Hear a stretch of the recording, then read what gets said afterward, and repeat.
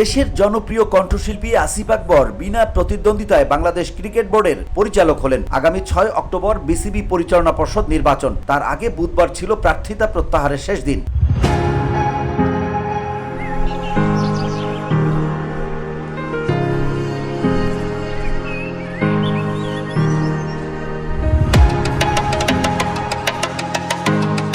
দুপুর 12টা পর্যন্ত ছিল মনোনয়ন প্রত্যাহারের শেষ সময়। এর মধ্যে তামিম ইকবাল সহ 16 জন পরিচালক প্রার্থী নির্বাচন থেকে সরে দাঁড়িয়েছেন। চট্টগ্রাম জেলা ক্রীড়া সংস্থা থেকে নাম প্রত্যাহার করে নিয়েছেন মীর হেলাল উদ্দিন। এতে চট্টগ্রাম বিভাগে বৈধ প্রার্থী থাকেন কুমিল্লা জেলা ক্রীড়া সংস্থার কাউন্সিলর আসিফ আকবর ও চট্টগ্রাম বিভাগীয় ক্রীড়া সংস্থার আহসান ইকবাল চৌধুরী। চট্টগ্রাম বিভাগে 2 পরিচালক পদের বিপরীতে অতিরিক্ত প্রার্থী না থাকায় তারা দুজনই বিনা প্রতিদ্বন্দ্বিতায় নির্বাচিত হয়েছেন।